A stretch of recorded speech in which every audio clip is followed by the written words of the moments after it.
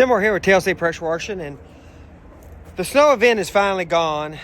We've got a little bit of snow left over in shady spots, but pretty much it's all gone. We don't have any rain coming in for a while to wash the salts and stuff off the road, but most of it's been driven off. But I still want to try to get that off my vehicle as soon as possible. Today it's like 47 degrees, it's sunny, it's the best day there is. But tonight it's going to get down to like 20s, 20, 21, something like that. So what I don't want to do after utilizing the hose pipe is leave it connected, because I don't want this hose to freeze and freeze this up with water in it. Even if I turn it off, it still has water here, and I don't want it to freeze back behind there and break. So I'm going to turn it off. I'm going to drain it as much as I can. I'm going to disconnect it, and then I'm going to put the cover on it. The cover is going to... Come on.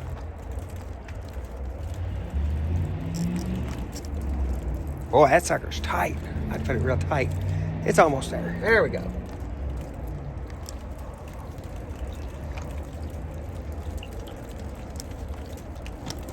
Whew. Then I want to take this off so I can get the cover on there. I think I figured out what I did with my cover. Then I'm going to put the cover on.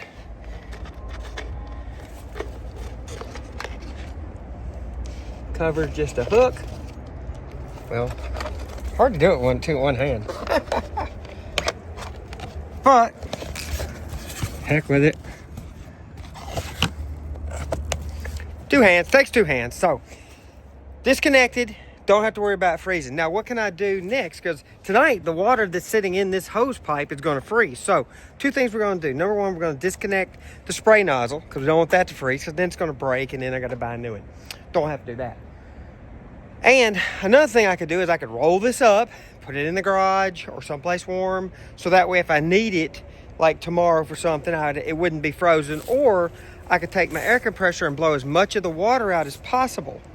So that way when I hook up, even if the sun's been hitting it, it's not sitting there waiting on those big cubes of ice to flow out the back of it, because, you know, it's completely frozen and it needs to be thawed out with the warmer water coming in.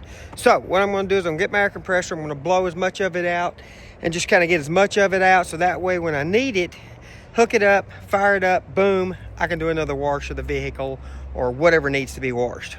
Well, let's see how that works out. First thing I'm going to do is I'm going to take this off and put this in the garage. And I got my air compressor fired up. And this is the tip that I personally like to use.